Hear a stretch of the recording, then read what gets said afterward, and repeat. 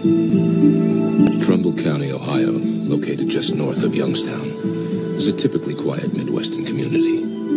Here, big news doesn't happen very often. But all that changed on a late fall evening in 1994. Just after midnight, the normally calm 911 dispatch center began to get a flood of calls, reports of an unidentified flying object. It was just one call after the other that was just incredible. Royanne Rudolph was the Trumbull County 911 dispatch operator who fielded most of the calls that night. How far off the ground is this? Everything from somebody who was casually stating they saw something in the air to somebody who was hysterical and thought that this was Armageddon. I mean, it was very strange. Okay, was it just like moving at a slow rate of speed? It wasn't as slowly, it was fastly, but it was coming down. We just kind of took it for, okay, this is people being hysterical over a weather balloon, or this is people being hysterical over a plane or a helicopter. I wonder, did you have anyone call you about a strange plane or airplane or something in the air? Where? I was coming down Sampson Drive. I don't know what it was. It was a flying saucer. What did it look like, ma'am? It was like almost like an iridescent color. It was like a bluish purple. Though skeptical, Royanne put the word out to the officers in the field. We were having a coffee break at a local donut shop, and we got a call from the 911 center that stated that some residents had seen lights in the sky in the northern part of the township. Liberty Township Police Officer Steve Remner and Sergeant Toby Maloro didn't know what to think. It took a few minutes. We kind of laughed about it. Convinced it was nothing serious, Sergeant Maloro, an 8-year police veteran, headed out to investigate the sightings. I believed that I was going to see, if anything, a plane was landing or a plane was low. That's what I assumed I was going to see.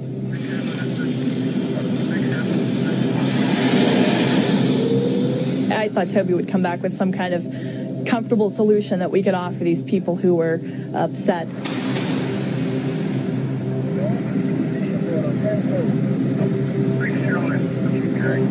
But when I got up in the area, I was approached by an elderly gentleman that said that there was a huge light over his house and it had moved south down the street. I proceeded down Sampson Drive, approximately a quarter mile. Sergeant Toby Maloro was about to become a part of UFO history. Everything shut off in the vehicle. I didn't understand what was going on. My car completely stopped. And that's when the light hit the vehicle.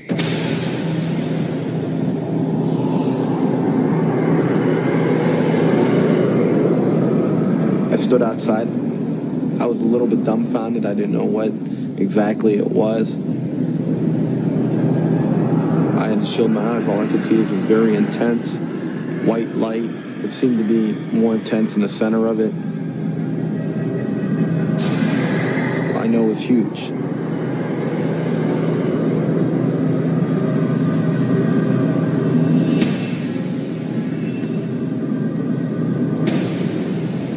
I've never seen anything that could compare to this.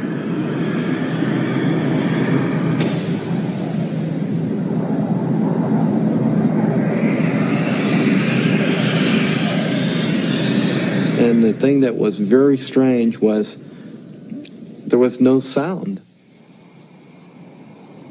After 30 seconds, the object moved off, away from his patrol car.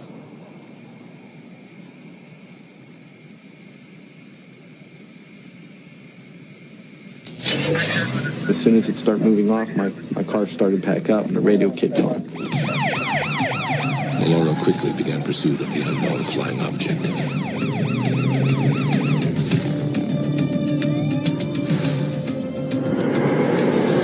I'm trying to put two and two together and say, what just happened here? Unable to keep up with the UFO, Maloro radioed in to dispatch over police channels. 914 to radio. It's heading in a northerly... He told me in a very serious tone, I saw something. And I said, Toby, you're joking. And he came back and he said, Roy, I saw something. You could see a red glow up in the sky. It was huge. This thing wasn't making no noise. This isn't funny anymore because it's getting to the point where I don't know whether to believe him or not. Well, was it moving, or was it just... Yeah, it was glowing. It was moving. You could see it like up in the air, glowing and getting further away from it. People are serious. They're very upset. Whatever it was lit up. I mean, literally, if you were underneath it, you could see it would be like daylight, but red lights. An object did come down at a low elevation over this area. UFO researcher Kenny Young broke the story of the Trumbull County incident. It was then observed by numerous other police officers from different agencies who were able to pursue the object coming from different locations. They were able to triangulate its position. It's south of all-82. I'm moving east now on it. It looks like it's flickering more now, and it looks like it's running a little east of me now. Hey, Walter, chase it back north. I want to see this thing. At least 14, 15 officers said that they saw something and were discussing it freely on their channels. This thing is going pretty good. It's all the way into Liberty now. It's glowing as far as visible. You should be able to see it. It changes colors from white to red to green. The sucker has not moved. We have multiple departments right now that have sightings on it. The sightings started to spread out to neighboring streets, to other communities were saying they were also seeing the same thing. It took a whole different meaning and level of seriousness.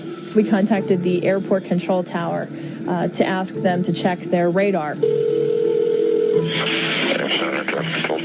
We have a report of some flying object in our jurisdiction. Do you know of anything that should be in our airspace this time, close to the ground? Right This is not a prank phone call, I swear. You can call me back to verify. Look at the radar scope, and I go 60-mile diameter of Youngstown, and there is nothing out there. That's when I got the chill that, okay, everybody can't be making up the big bright light story. According to all the people I've spoken with, the FAA tower operator in the tower should have been able to see the object from his vantage point. I don't see anything out there, nothing on the radar scope.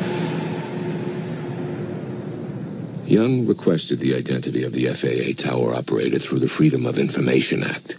But his request was denied. I would like to ask him, could you visually observe something from your vantage point, 60 foot up in the air in a tower? To the object, they radioed in with dramatic descriptions. They were able to discern a parachute-like appendage attached to the object.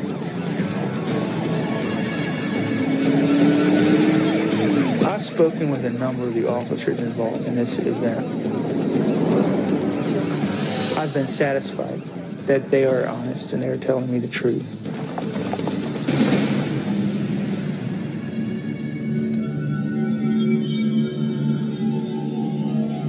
One officer even said he saw a structured object while viewing it through binoculars. Just pulled off. There's definitely a structure there on 429, what you saw. I can see an upper structure off the main part of the lighting. Right, yeah, something with a different colored lighting to it. I had no idea what was going on. You had so many calls coming in from different locations. Lieutenant James Baker of the Brookfield Township Police Department heard the amazing UFO reports on his radio. I wanted to see for myself what everybody was looking at. I decided to go to the old radar tower. This is the highest point in Brookfield Township, and I'm told in Trumbull County. What he saw when he got to the top of the tower wasn't just one UFO. He saw three. They formed a sort of triangle pattern with the center light being raised up above the other two.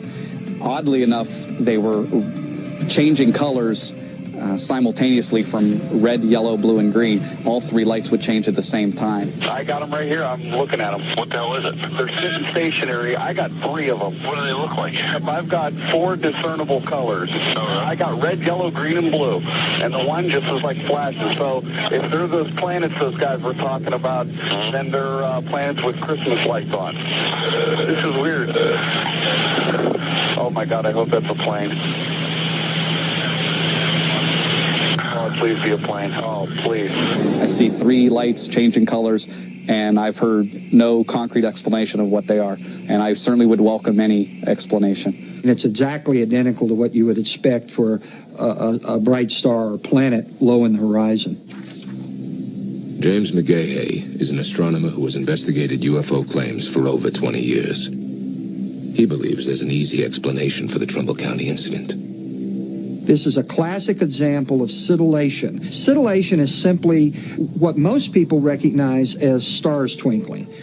When the stars are low in the sky, in addition to twinkling, they will also change color.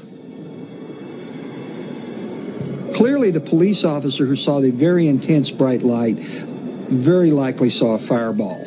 A fireball is a very, very bright meteor that can be many times brighter than the full moon. I think the car stalling was just a coincidence, had nothing to do with this whatsoever.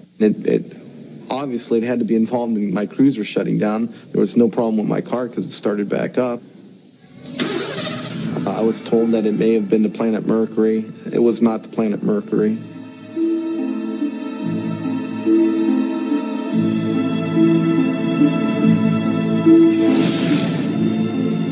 Another possible theory is that the UFO was a top-secret experimental aircraft from nearby Youngstown Air Reserve Base.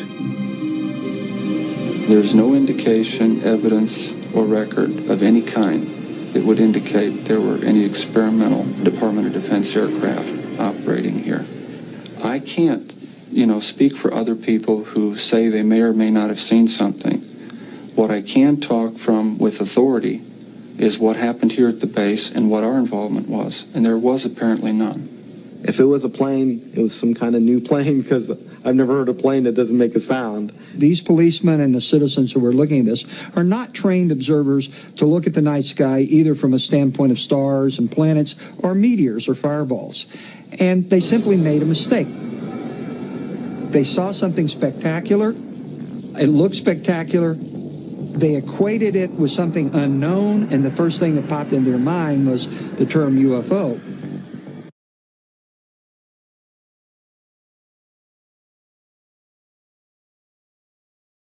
And so, no, I don't question their sincerity. I just question the fact that they're reporting something and believing it to be something that it's not. I'm not saying what I saw was a spaceship from outer space, okay?